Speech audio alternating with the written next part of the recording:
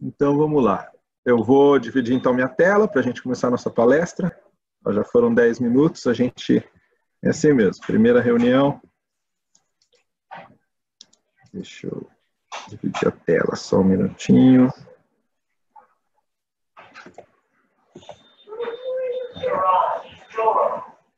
Aqui, share screen.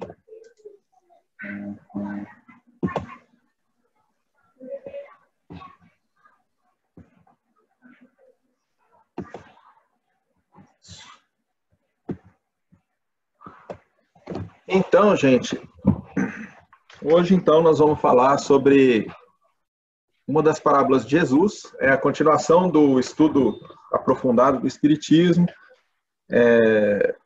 Já passamos por todas as fases básicas, então o que a gente fez?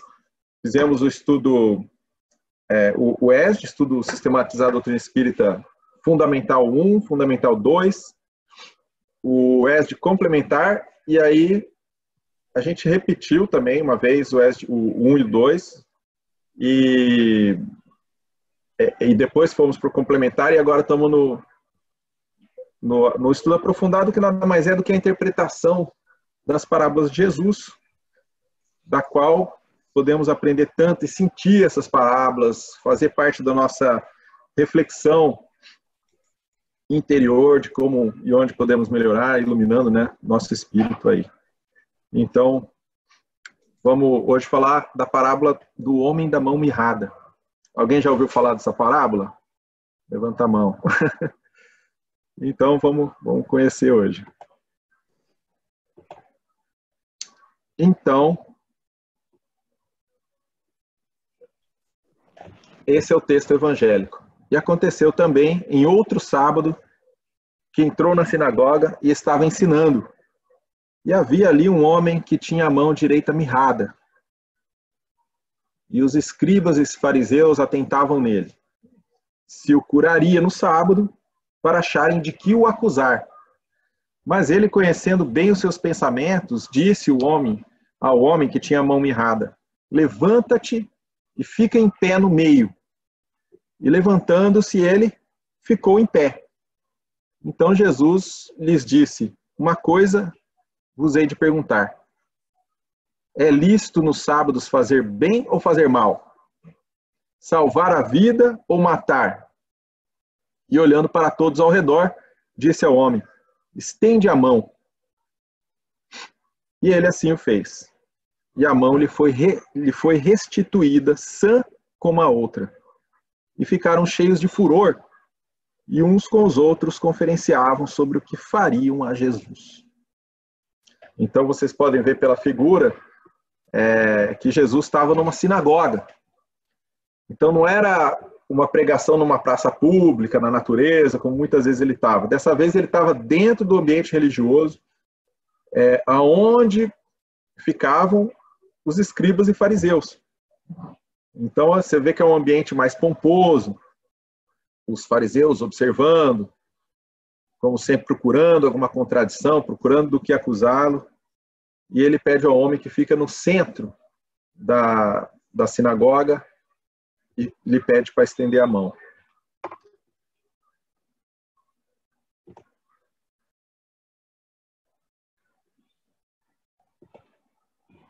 Então, vamos começar a nossa reflexão por aqui. Mão atrofiada por longo desuso, né? Então, a primeira coisa que a gente pensa que é uma mão atrofiada, é fisicamente muito afetada, vamos dizer assim. Como que ela pode ser curada assim de uma hora para outra, né? Então,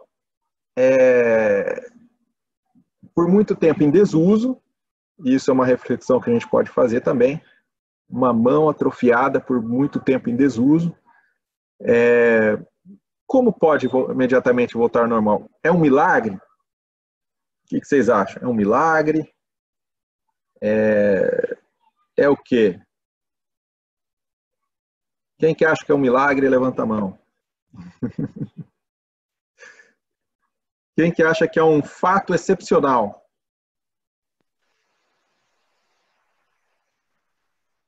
E isso é uma coisa que segue as leis da natureza? Quem acha que segue as leis da natureza, levanta a mão. Então, como ninguém levantou a mão, não é nenhum dos anteriores. Né? Ah, tô brincando. Então é o seguinte, desculpa a brincadeira. A mão atrofiada, ela é considerada um milagre se for na visão religiosa. A visão religiosa tradicional fala, olha, só Jesus pode fazer um milagre desse. Foi uma coisa totalmente fora das leis da natureza, um milagre. O que Kardec comenta sobre isso, sobre esse fato, é que é um fato excepcional. Sim, é um fato excepcional? Acho que podemos dizer que sim, né? Porque não é todo dia que a gente vê alguém curando dessa forma. Mas ela derroga as leis da natureza? Aí já sabemos que não, porque tudo que acontece tem uma lógica, né? Tem uma ciência.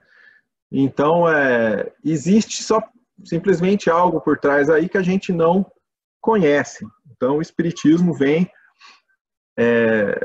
ao nosso socorro, fazer a gente refletir sobre também a lógica científica sobre isso, como que isso pode acontecer. O que a ciência sabe, o que ela não sabe a respeito, o que o Espiritismo nos diz a respeito. Então, o que o Espiritismo... Então, o que a gente sabe é o seguinte, que Jesus, por efeito de sua poderosa vontade e pelo intenso amor ao próximo, aplicava os seus fluidos altamente purificados no perispírito do doente. Este, por sua vez, secundado pela confiança no Senhor, se tornava receptivo à ação curativa. Então já vemos alguns elementos aí. Perispírito, confiança. Então a gente já está vendo que existe algo a mais do que as leis conhecidas e visíveis aos olhos carnais nossos, né? Vimos aqui um outro elemento, vontade poderosa e intenso amor ao próximo. Então, podemos nós curar? Olha, Jesus tinha isso no grau superlativo, né? Então, o grande benfeitor a todos convida para a valorização das próprias energias, não salienta a confiança por simples ingrediente da natureza mística, mas sim por recurso de ajustamento aos princípios mentais na direção da cura. Então, um desses pontos aqui é salientado nesse segundo parágrafo, a confiança em Jesus. Então, a gente confia, é a nossa própria atitude chegando até Jesus. E aí é o nosso passo essencial para que haja a cura. Então, os estudiosos, muitos estudiosos, porque esse fato, essas parábolas foram conhecidas de grande parte da humanidade, né? E aí os cientistas vão tentar enquadrar aquilo dentro de seus métodos, vão falar qual a metodologia que Jesus usou para fazer isso, né? Mas, de todos os seus esforços para entender o lado material, do lado material, algumas coisas não acreditaram, não falaram que não era possível, mas o que eles não estavam vendo é o lado espiritual, ou seja, aquilo que não lhe é objeto de estudo. Então, como o Espiritismo explica isso, aí vem alguns dos pontos que a gente já comentou. Fluido universal constitui os corpos. Então, o Espiritismo vem explicar que a constituição do nosso corpo, da nossa matéria, não é a matéria palpável. Então, o Espiritismo já dizia isso antes. Hoje, a ciência já prova, já mostra que tudo em nós é energia. Se você dá um zoom, né, no nosso átomo, no que constitui a gente, vai chegar em átomos que são pura energia, que tem lá os elétrons girando ao redor do núcleo. Mas vamos supor que o núcleo atômico fosse uma bola de tênis. Se fosse o tamanho de uma bola de tênis, o núcleo atômico, e o átomo fosse uma outra bola de tênis, aliás, o elétron, esse elétron, essa outra bola de tênis, que é o elétron, estaria viajando a 32 quilômetros de distância, girando ao redor dessa bolinha de tênis. E o resto? O resto é como se fosse um vazio, mas esse vazio que a ciência não explica. Na realidade, Einstein tentou explicar isso. O que é esse campo? Ele tentou falar que existe um campo no qual esse movimento, esses elétrons se navegam, porque se a gente jogar essa mesma bola de tênis na água, vamos ver aquelas ondas, né? Mas a gente sabe que o meio que as ondas se propagam é a água. E no caso do elétron, aonde que se propaga? Isso é uma questão. Eu fiz engenharia elétrica e uma vez eu perguntei para o meu professor, e ele falava para um lado, falava para o outro, e eu sempre perguntava mais. E aí chegou a esposa dele, que era professora também. E aí chegou uma hora, não sei se é porque ela queria ir embora logo, e aquele papo nunca acabava, ela virou para mim e falou assim: Alex, ninguém sabe. Esquece que isso aí ninguém sabe. Aí eu falei: ah, tá bom, então quem sabe um dia eu vou entender isso. Aí, um dia estudando nos livros do André Luiz, lendo lá o Mecanismos da Mediunidade, que nos explica todas essas questões, ele explica esse meio em que se propaga o elétron, as ondas eletromagnéticas, é o fluido cósmico universal. Por isso que a gente não vê. E por isso que é tão sutil. Então, é assim que o Espiritismo explica esse lado curioso e científico do que nós somos constituídos, dessa energia que é tão, vamos dizer assim, suscetível ao nosso pensamento. Isso faz o quê? Ao entendermos melhor como as coisas se constituem, separando didaticamente, a gente, quem gosta de entender as coisas, vai ter uma fé maior, vai falar assim: entendi, agora eu estou vendo como isso funciona. Compreendi conceitualmente, né? E então o Espiritismo explica que os nossos corpos, tanto o material quanto o espiritual, são feitos desse fluido cósmico universal, mas de forma modificada. O pensamento, ele vai agregar ao redor desses fluidos uma estrutura, um corpo, que vai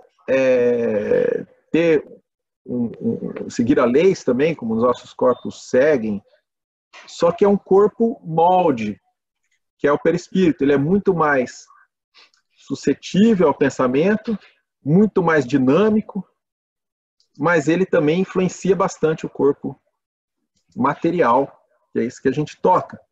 E segundo a ciência, nem esse toque é tão, vamos dizer assim, real. Na realidade, são elétrons vamos dizer, repelindo. Então, o espírito é o agente propulsor. Então, quando o espírito tem uma vontade, o amor, as grandes características do espírito, ele pode mobilizar esse agente, reconstruir o perispírito e chegar ao ponto de materializar no corpo material. Isso depende da pureza do elemento que a gente manipula. Então, no caso de Jesus, é muito puro os elementos que ele manipulava. E a energia da vontade, daí depende a abundância e a penetração do fluido. E a intenção. Então, com qual intenção que a gente está fazendo aquilo? Tudo isso conta. Então, nos fenômenos mediúnicos, para ele dar certo ou dar errado, depende muito também da intenção daqueles que ali estão. Então, até por isso que nas reuniões mediúnicas, a Karen está aí, pode nos dizer, ter um tempo de afinação, um tempo de afinação do grupo, de elevação da vibração e dos fluidos para que as coisas aconteçam como deveria. Por isso que a intenção é tão sutil, gente, que a gente não percebe, mas essa pequena polarização que a gente dá, vamos dizer assim, no nosso fluido, que a gente às vezes nem percebe que está no nosso nível inconsciente, pode nos pôr em afinidade com os espíritos superiores ou inferiores. Tem um interesse pessoal naquilo que a gente está fazendo, ou a gente está fazendo por abnegação, por desprendimento, por vontade de fazer o bem.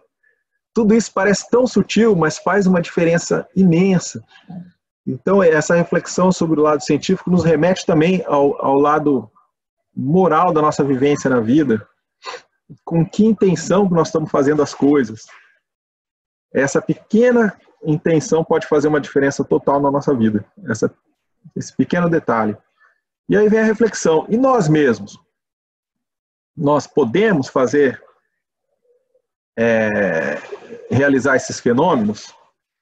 Bom, podemos ter vontade? Podemos. Podemos elevar nosso pensamento? Podemos. Podemos manipular o fluido universal? Fazemos o tempo todo através do nosso pensamento. Criamos formas, pensamentos que chegam até as pessoas que são objeto desses pensamentos e elas sentem isso, estando perto ou não. Não sei se já fizeram a experiência de pensar numa pessoa bem positivamente. Às vezes está tendo um problema, está tendo uma dificuldade. Experimenta pensar nela. Vê se ela não vai, no dia seguinte, chegar com um sorriso diferente, com um clima diferente, pensando positivo nela. Não sei se eu daria a sugestão de pensar ruim nela e ver o que acontece, mas isso aí a gente já faz muitas vezes, né? Sem querer, não deveria, mas... Eu acho que a Karen levantou a mão, Karen.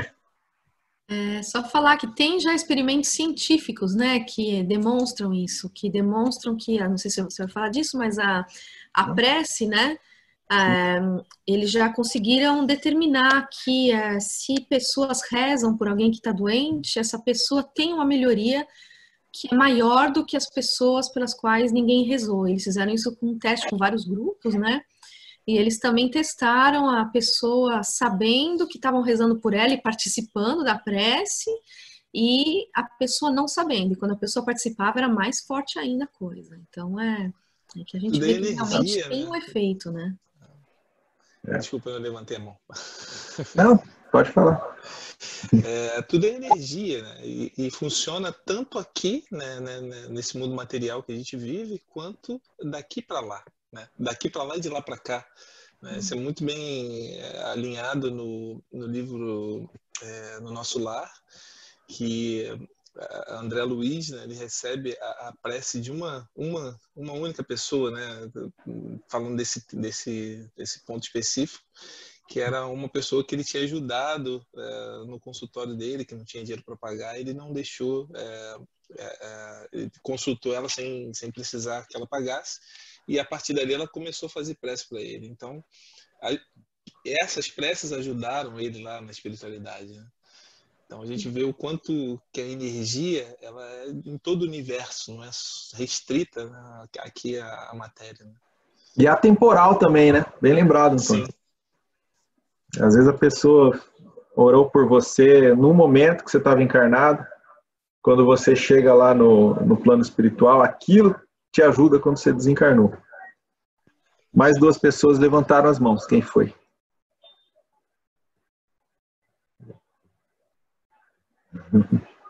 Não? Fui eu levantei, Thaís.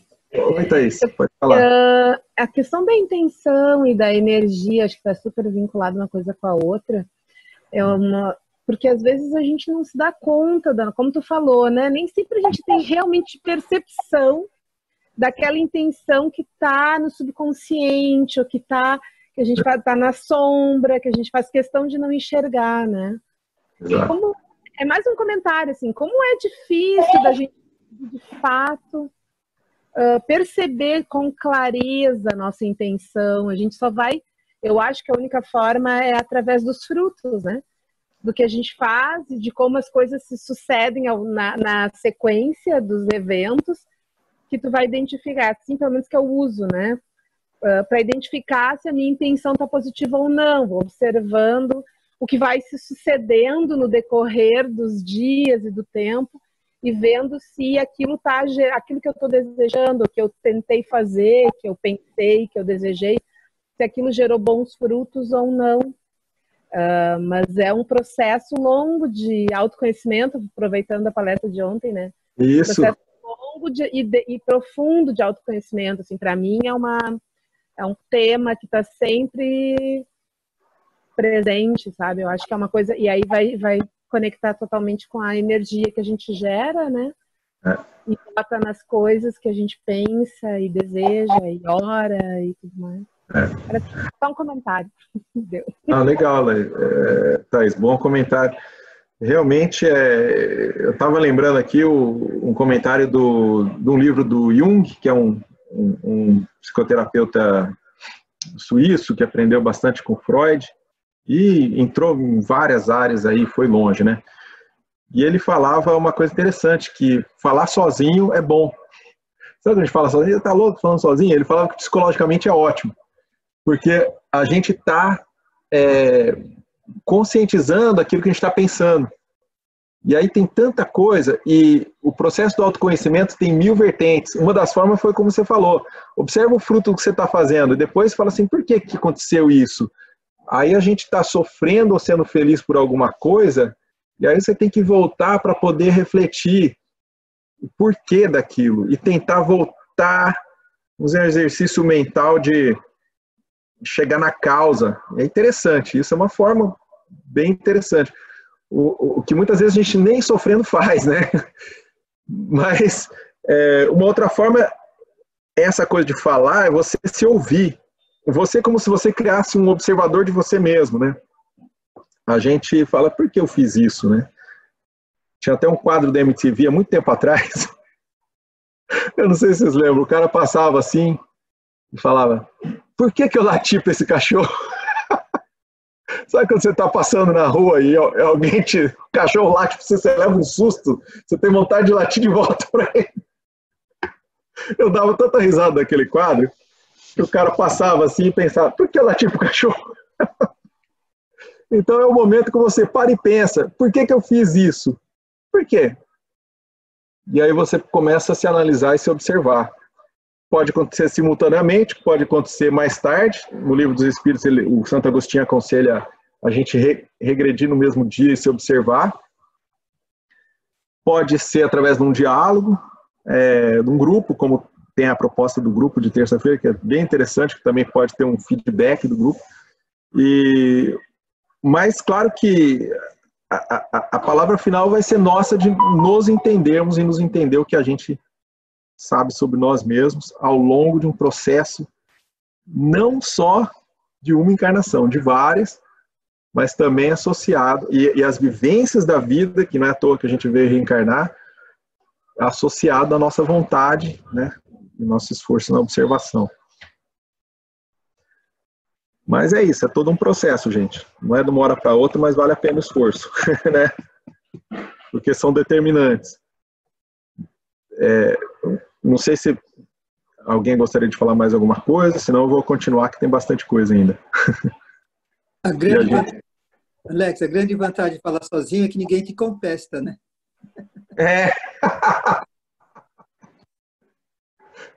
Bom, fora os amigos de trabalho, assim, falar, você tá doido? Tá falando sozinho? Mas é uma coisa boa. Jung falou que é bom. Ô, João. Bom. Então, vamos lá. Então, essa foi a proposta. Podemos nós fazer? Fazemos o tempo todo, gente. Muito ao contrário. Tomemos cuidado de todo esse processo que a gente está fazendo o tempo todo. Porque se a gente se concentrar e mandar o nosso pensamento para um objetivo, cuidado que você vai conseguir, né? Então, tomemos cuidado com o que a gente pensa e pelo que a gente ora. E se a gente orar para Deus, pedir compreensão, nós vamos dilatar também o âmbito da nossa personalidade, das nossas percepções e nos aproximarmos mais do Pai.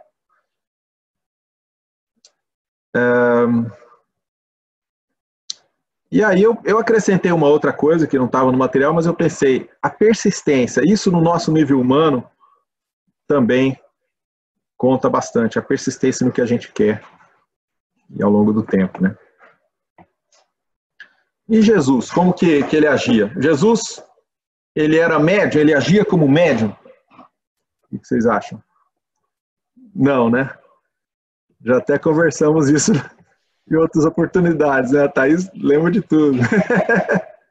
Então, não, porque não tinha ninguém encarnado melhor do que ele para executar aquilo. Ele realmente tinha o contato direto com o Pai. Então, ele é um espírito puro, um espírito mais que isso, no nível crístico. Então, ele tinha qualidades fluídicas excepcionais e tinha também o incessante desejo do bem. Então, Jesus não agia como médium nesses fenômenos. Era ele mesmo, diretamente, que agia. E ele falava, né, que Deus me concedeu todo o poder sobre a terra e sobre o céu. Mas a Karen levantou a mão. Agora eu tô com medo. Falei besteira, cara?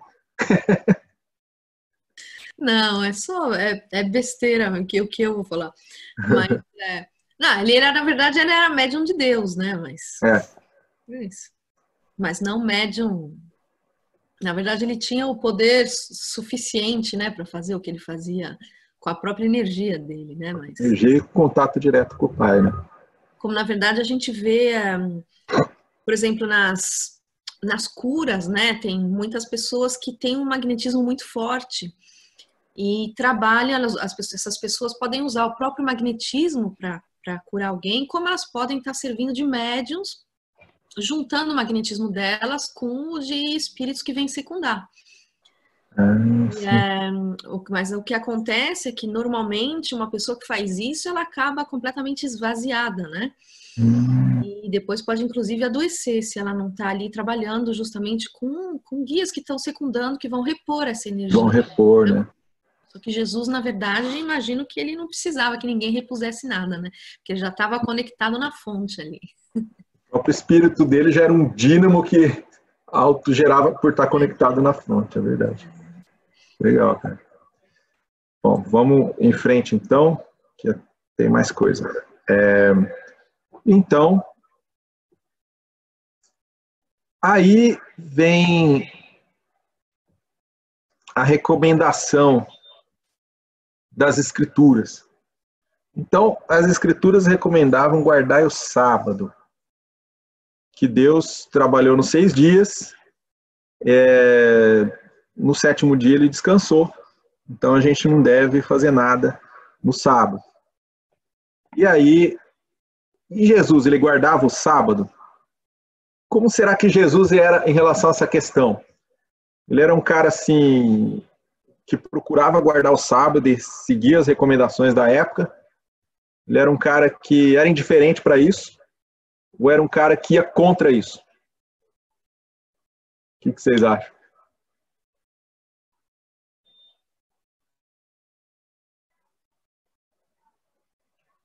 Vamos então continuar.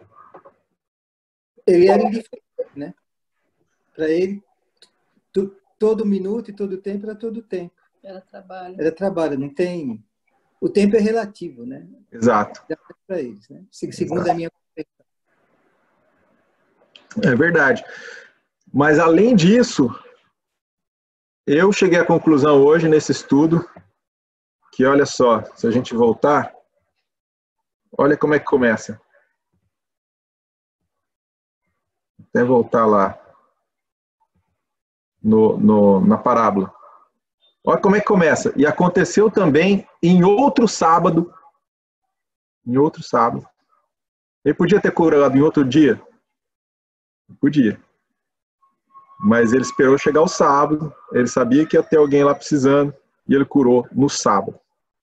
Então ele fez questão de curar no sábado. Por quê? Porque tinha uma lição ali para a humanidade. E ele queria aproveitar a oportunidade para nos ensinar. Mais alguém levantou a mão? Alex, só para te falar que a gente eu não estou vendo a apresentação. Ah, não? Vocês estão vendo? Todo mundo está vendo? Não, presta atenção, vendo não. o Alex. Estou vendo o Alex. Só estou vendo o que interessa, só o Alex. Ah. Acho que você tem que compartilhar de novo a apresentação. Parou de compartilhar. A Celina está vendo. Bom, talvez, se você tem onde aparece eu, onde aparece vocês, talvez você tenha que minimizar, não sei, deixa eu ver. Ah, ok, não, já achei. Ah, então tá. O problema sou eu. Então tá bom, não, tudo bem, faz parte, nós estamos Aprendendo junto a ferramenta nova aqui. Já apareceu. Já apareceu, voltou. Então tá. Então Jesus, ele ia e fazia questão de curar no sábado, e aí você vai ver que ele agiu ativamente em relação a isso.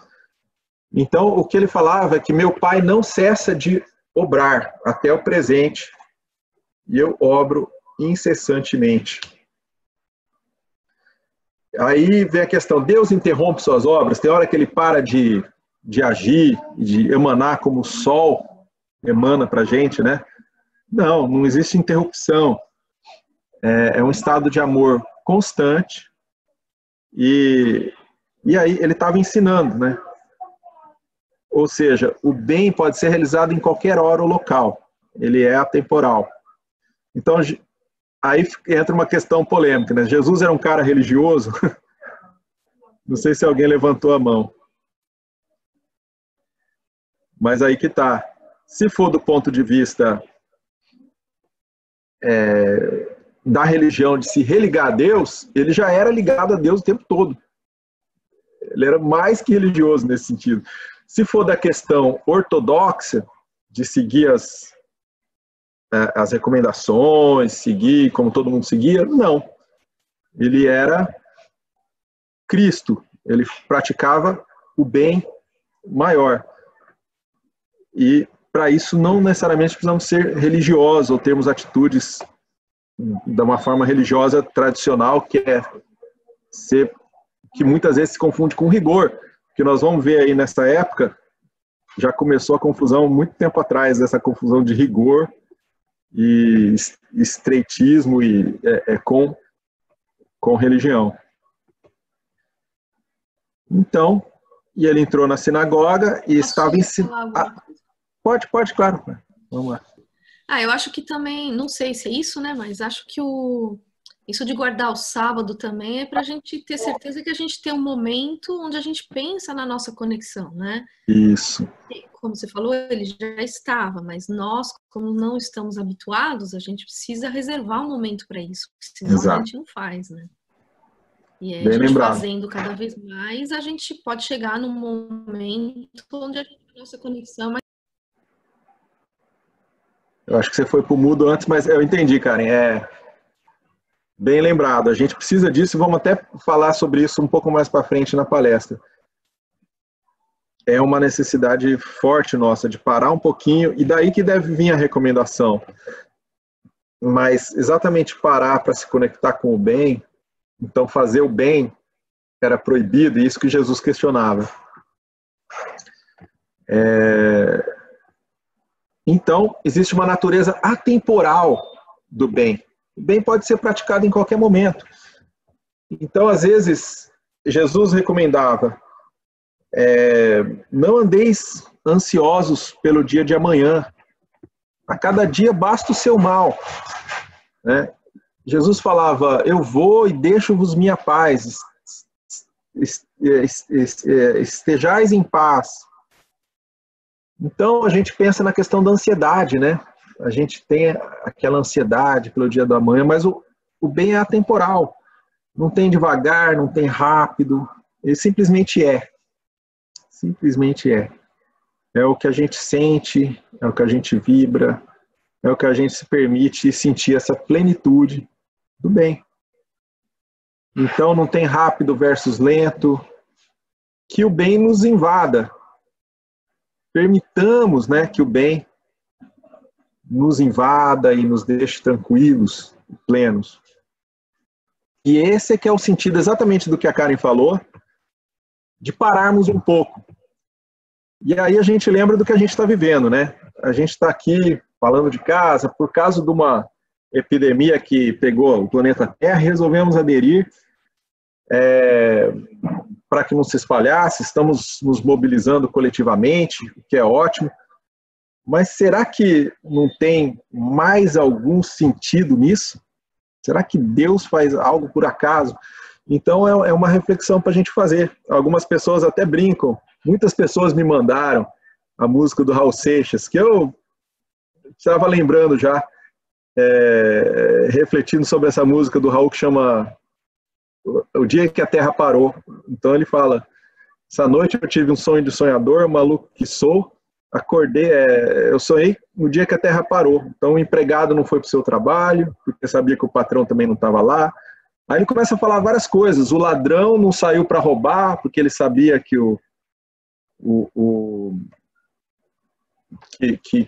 que não ia estar lá o dinheiro, etc, etc, etc.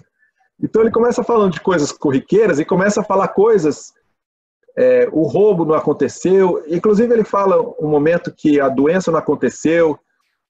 Então ele fala, aí você começa a reparar, você começa a refletir, porque o Raul ele não dá ponto sem nó, ele põe muita coisa nessas letras. Aí você começa a refletir um pouco no valor da não ação. Às vezes a gente faz tanta coisa, faz, e a gente começa a fazer mais do que deveria. A gente não para, não respira, e começa a fazer besteira, começa a fazer coisa a mais. Então o Raul põe uma reflexão, imagina o dia que a Terra parou, e ele começa a falar um monte de coisa. Aí de repente não tinha mais roubo, não tinha mais doença, porque todo mundo parou um pouco. Aí a gente reflete nos valores de hoje, e nisso que a Karen estava falando, será que não é o momento da gente parar um pouco, ficar um pouco com a família, nos deixar, nos elevar mais, nos pôr mais em contato com os espíritos amigos, ficar de diversas formas mais calmo e mais em contato com a realidade maior. Então, talvez seja uma pausa aí agora em questão de humanidade. Talvez não seja por acaso que estamos no ano que, segundo o Chico Xavier no Pinga Fogo, ele falou que a gente ganhou uma moratória de 50 anos, né? Para ver se a gente ia passar de ano ou não. Então ele pediu um tempinho a mais, provavelmente Jesus, pelo que se sabe, pediu um tempinho a mais para a gente. Não, dá mais 50 anos para eles. Se eles não se destruírem, vamos passar de ano a humanidade, e aí a coisa começa numa outra fase. É interessante, estamos em 2020, ele falou isso em 1970, né? De repente a gente tem essa pausa aí e esse esforço coletivo aí da humanidade. Só como reflexão. Então, ainda na mesma reflexão, a mão direita é exatamente a mão das atividades laborais. Então, essa pessoa da mão atrofiada, da mão mirrada, ele estava em sofrimento, ele não podia trabalhar. Ele também foi constrangido a uma pausa, a um recomeço de outras bases. Então, como a gente pode ver isso? Esse homem, quem era esse homem, né? Ele estava também recomeçando. Então, mas o que acontecia do lado dos fariseus não era observar a situação desse homem, a dificuldade dele, que talvez não podia trabalhar, talvez não podia sustentar a família, como ele se sentia. Eles estavam preocupados em vigiar e acusar Jesus. Eles tinham essa insensibilidade, né, ao próximo, porque eles estavam concentrados naquele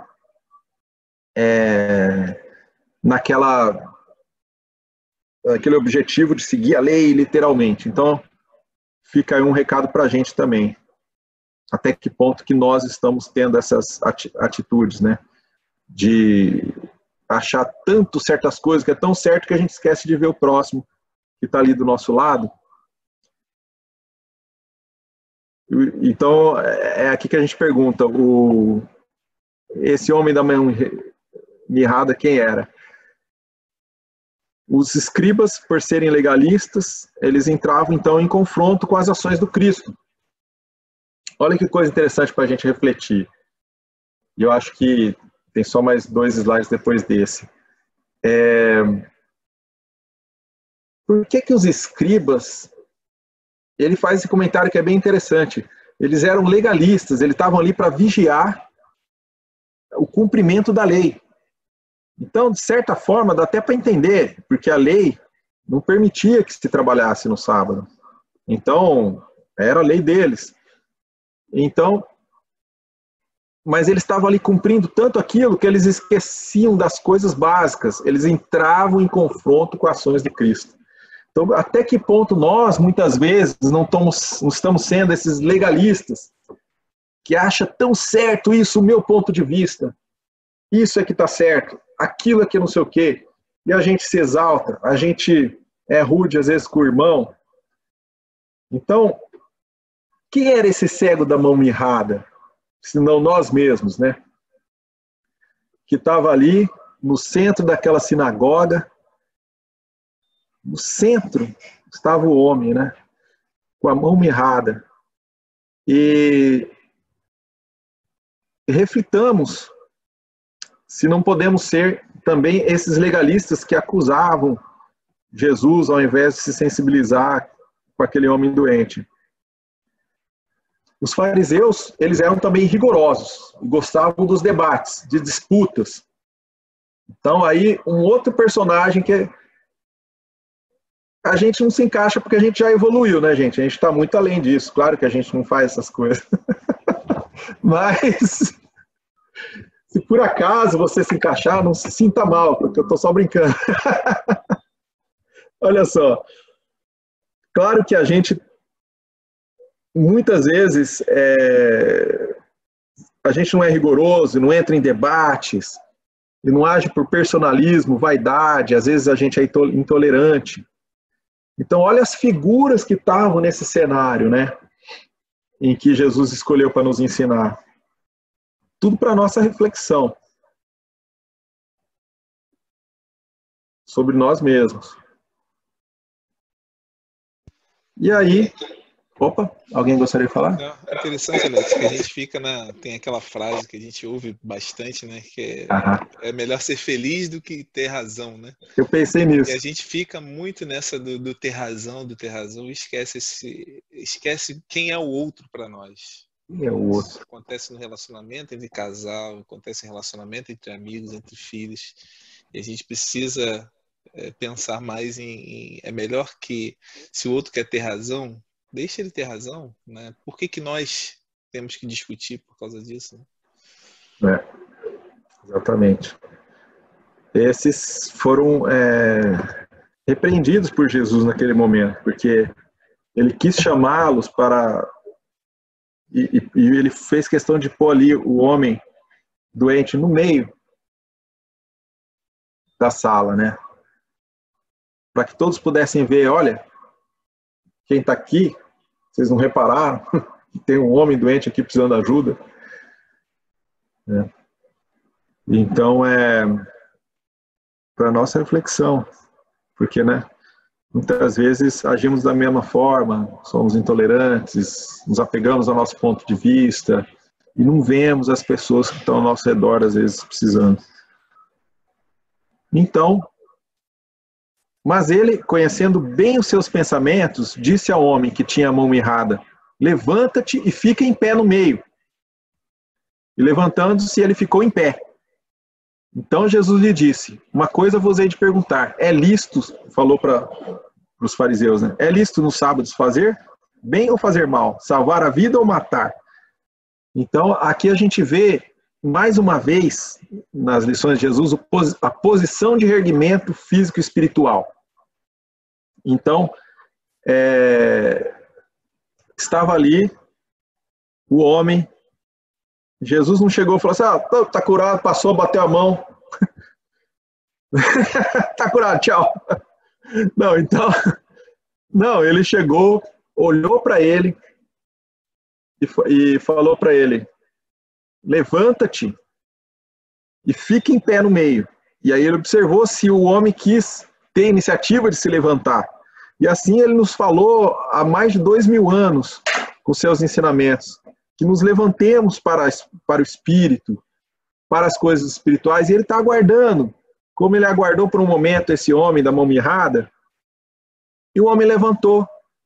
Aí ele continua, está lá textualmente falando: e levantando-se, ele ficou de pé. Então nada nesse texto é por acaso. O homem atendeu e ficou de pé na sua dignidade espiritual. E então Jesus lhe disse, né?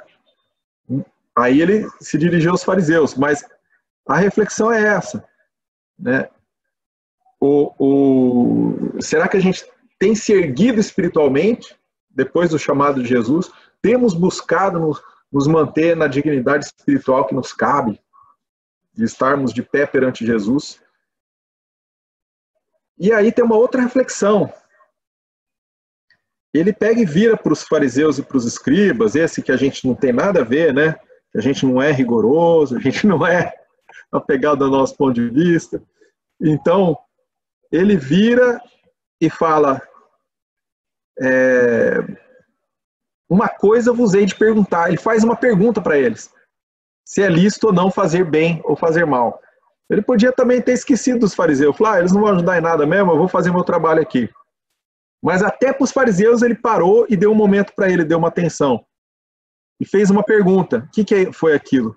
Uma oportunidade de reflexão aos escribas e fariseus. Deu uma proposta deles repensar as verdades dele. Então Jesus, às vezes, mesmo quando a gente está teimoso, está querendo achar que a gente está certo, ele vai nos dar a oportunidade da gente ter um tempo parar e pensar. Será que está certo isso? E ele, por que ele fez isso? Porque ele não simplesmente não curou diretamente? Porque ele sabia que esses escribas e fariseus, apesar de estarem apegados às letras, estarem teimosos no seu personalismo, no seu ponto de vista, ele sabia que eles tinham conhecimento. Então ele deu uma oportunidade para eles refletirem dentro do conhecimento que eles já têm, para poderem mudar de atitude. E aí a gente vê o que acontece no final. E aí também uma oportunidade, uma reflexão para a gente de não agir como eles, de quererem ser vistos, quererem falar, rezar alto, para a gente praticar o bem, sem sermos vistos necessariamente, fazer o bem pelo bem, né? Então, indo para a parte final da nossa palestra, e olhando para todos ao redor, disse ao homem, estende a mão. E ele assim o fez. E a mão lhe foi restituída sã como a outra. Então ele pediu, olha as fases, pediu para o homem se apresentar no centro da sala, porque ele é o homem, na sua dignidade de homem, mesmo doente, mesmo na situação que ele estava, ele é o homem que estaria no centro da sua atenção, no centro daquela sala. E o homem se apresenta no centro da sala. Ele fica em pé na sua dignidade espiritual. E finalmente ele ainda fala, estende a mão. E ele assim o fez. E estende a mão para Jesus. E Jesus lhe restitui a mão sã como a outra. Então, para a gente dar condições de cura, para que possamos, por nossa vez, estendermos nossas mãos para o Mestre. Então, observemos, todavia, como diz aqui, o socorro do Mestre ao paralítico. Jesus determina que ele estenda a mão mirrada, e estendida essa não lhe confere as bolsas de ouro, nem fichas de privilégio. Esse é um texto do Emmanuel. Então ele estendeu a mão para dar privilégio, para pôr ouro na mão dele? Não. Simplesmente cura a mão, devolve-lhe a oportunidade de serviço. Então a mão recuperada naquele instante permanece tão vazia quanto antes. É que o Cristo restituiu-lhe o ensejo bendito de trabalhar, conquistando sagradas realizações por si mesmo, recambiavam as lides redentoras do bem, nas quais lhe cabia edificar-se e engrandecer-se. E aí, e os fariseus? O homem levantou-se, apresentou, estendeu as mãos. O que é estender as mãos? As nossas mãos atrofiadas. O que é estender as mãos? Estender a mão para que Jesus nos ajude, estender a mão, aceitar ajuda, né? Descer do nosso pedestal, estender a mão para o próximo. Essa foi uma das condições que Jesus falou e assim fez. O homem humilde ali que procurava ajuda. Mas e os fariseus? Eles tiveram a oportunidade deles de parar e refletir. Jesus deu uma oportunidade. E aí termina a parábola assim: e ficaram cheios de furor, e uns com os outros conferenciavam sobre o que fariam a Jesus.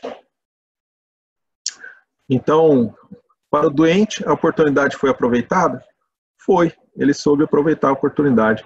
E para os escribas e fariseus, não souberam aproveitar essa oportunidade. Eles estavam muito cheios de si, muito cheios de orgulho, muito cheios de tantas outras coisas, que não coube a sutileza e a bondade do reino de Deus no coração deles. Eles que eram os padres, foram aqueles que não aproveitaram a lição.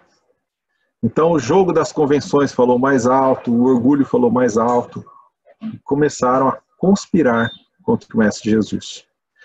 Então isso traz também um pouco do árduo trabalho, né, que nós que decidimos engrossar as fileiras do bem, temos em nossa frente, né? Os que aqui vieram para indicar aos povos novos rumos de progresso, trazendo-lhe novos ensinamentos e revelando-lhes novas leis espirituais. Imagine, então, os grandes enviados, que não é o nosso caso, como ele fala aqui. Mas que cada um de nós saibamos também dar a nossa parcela de paciência, a nossa parcela de refletir um pouco antes de falar, observar o próximo, quem que está ali. Estamos tão cheios às vezes, das nossas razões que não vemos ali o doente necessitado. Então, é isso aí, gente. Essa é a reflexão que eu quis trazer no dia de hoje. Terminamos 2 minutinhos só atrasado. Mas é isso aí. Perguntas, respostas, o que vocês acharam, o que vocês gostariam de comentar? Alguma outra reflexão? Então, Alex, é legal que nessa passagem, né, Jesus pergunta também para os fariseus e os escribas lá, né, vocês falam que não é para cuidar desse homem, né, que está precisando de ajuda no dia de sábado, mas vocês não deixam que uma ovelha sua morra no dia de sábado. Você trabalha por ela. Vale mais a sua ovelha, um animal, do que esse homem que está aqui, né? Então, deve ser um outro evangelista que pôs mais detalhes. Muito interessante muito interessante esse estudo, para a gente refletir mesmo, né? Que às vezes a gente deixa de fazer determinadas coisas que são importantes em detrimento de outras que não são tão importantes, né? E a gente vem deixando de fazer isso durante muitas encarnações nossas. A gente está com essa oportunidade nessa hora de transição de mudar essa atitude, de aproveitar essa encarnação nossa para que a gente mude verdadeiramente e saia desse marasmo que a gente vem tecendo das nossas vidas, dando importância ao que não deve ter tanta importância na nossa vida, principalmente as coisas da matéria, que fica tudo por aqui, né? E pensar, né? Eu acho que esse momento é o momento realmente de pensar nas questões familiares, estreitar os laços e pensar na nossa melhora espiritual, no que a gente precisa fazer para a gente se curar e estar imune às doenças do espírito, não só às doenças físicas. É isso mesmo, Daniel. Obrigado pela reflexão. Não tenho nada a acrescentar. Mais alguém gostaria de comentar? Eu estou vendo 2 participantes levantaram suas mãos. Uma coisa que a gente vê em todas as curas que a gente já estudou, e eu acho que eu já falei isso sempre falo que me chama muita atenção, todas elas requerem uma ação, seja do próprio doente, ou seja dos amigos, do grupo que acompanha, né? A gente já estudou algumas outras e sempre tem isso, né? Nesse caso, a ação do próprio doente, do paralítico, aquele que desce do telhado, a ação dos amigos, né? Então, sempre tem um envolvimento, uma ação. E eu acho que isso é algo bem marcante, assim, que a gente tem que gravar mesmo, que a responsabilidade pela nossa caminhada depende das nossas ações, né? Depende da gente fazer as boas escolhas e agir, não adianta ficar esperando, né? Que a ajuda venha. A ajuda está aí disponível, mas a gente tem que se mostrar, estender a mão e se mostrar receptivo, né? Só isso já é uma ação e já demonstra uma abertura para receber a ajuda. Então, eu acho isso bem legal e me toca bastante, eu gosto de comentar isso. Era só um comentário também. Legal, Thaís. É isso aí. O ajudado nunca é uma vítima, né? Ele nunca... Por incrível que pareça, né? Ele foi curado da cegueira, ele foi curado da paralisia, foi curado da mão, mas ele nunca se apresenta como vítima. Ele está ali na sua dignidade espiritual, ele se levanta, ele faz a sua ação para poder ser curado, sem falar na fé que ele empregou, que acreditava poder ser curado, né? Mais alguém levantou as mãos? Mais algum comentário?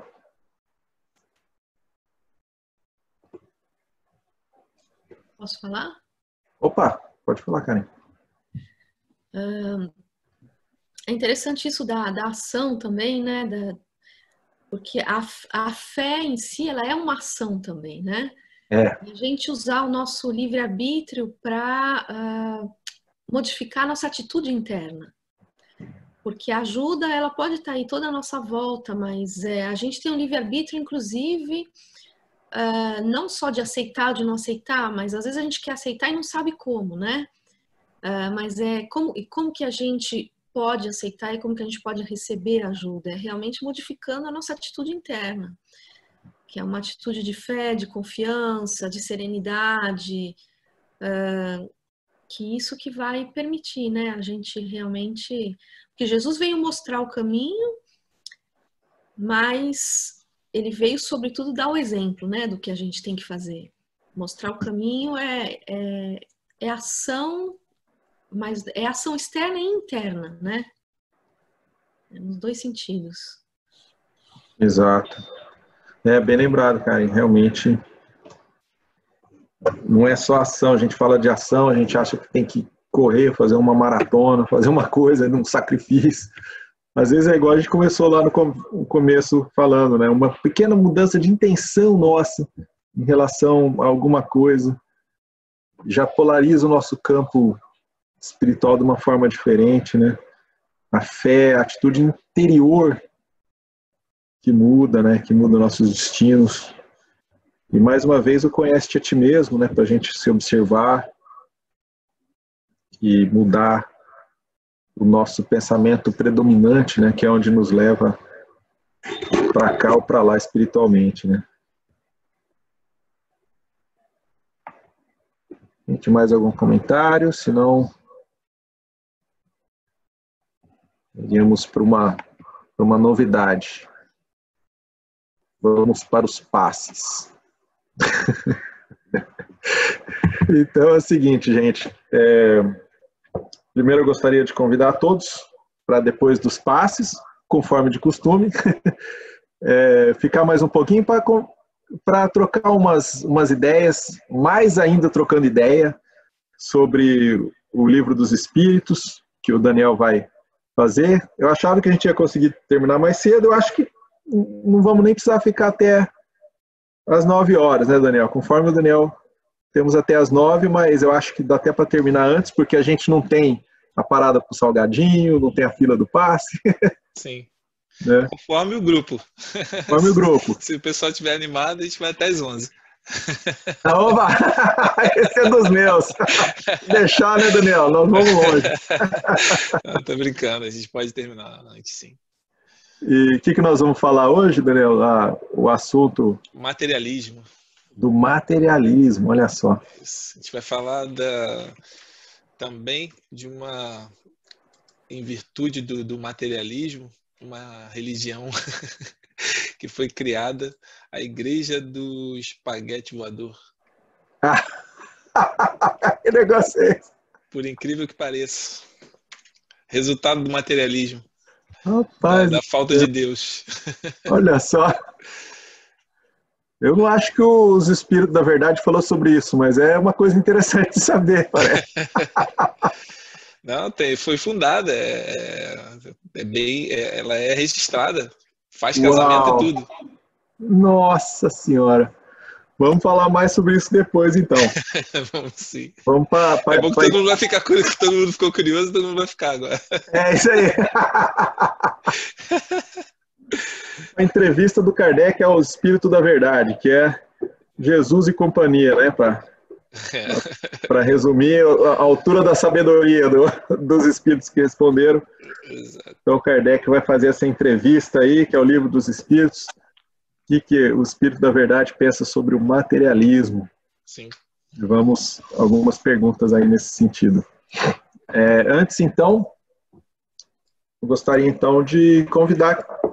Eu acredito que podemos fazer a nossa prece final em forma de uma vibração. Eu estava trocando ideia ali com a Cleide, que é responsável pelos passes. Eu acho que não caberia fazer uma prece final e depois a vibração, né, Cleide? Eu deixaria já como a prece final. Você vai fazer, né? Geral. Então, o Luiz vai fazer. Ótimo. Então, ele vai geral. Uma vibração geral. Isso, e a gente... Vamos todos, na realidade, não vamos todos fazer, né? Vamos. Se quiserem, a gente pode fazer uma música para harmonizar e depois vocês fazem, se vocês quiserem. Não, podemos fazer. O que eu gostaria de sugerir é que a gente vai fazer uma prece numa forma de uma meditação curta, né? Okay. E a gente vai tentar vibrar para o planeta e para essa fase de transição que nós estamos. Se vocês tiverem, eu posso comentar. Então tem que ter a colaboração de todos. Ok. Vamos sim. É bom que a gente feche os microfones para não dar interferência. Não. A colaboração é só a intenção. Ok. Bom, então nós vamos pedindo a todos que contemplem, que todos peçam a presença do seu anjo da guarda, dos seus guias espirituais, que cada um se conecte com o seu eu maior, com o universo, mandando uma energia em forma de luz amarela em função do universo. Vamos pedindo primeiramente, vamos agradecendo, vamos sendo gratos por tudo aquilo que temos, por tudo aquilo que somos e por tudo aquilo que aprendemos. Nesta mesma forma, vamos imaginando o nosso coração agradecendo a tudo que temos, ao sol, à lua, às estrelas, às florestas, os rios, os mares. Nesse momento de gratidão, vamos nos unindo com todas as forças do nosso planeta, com todas aquelas energias, com aquelas ondas de vibração que estão nesse planeta, de todas as pessoas, de todas as religiões, de todas as raças, de todas as línguas, que rezam e pedem em nome de Deus um pouco de sossego, caridade e suporte para o nosso planeta.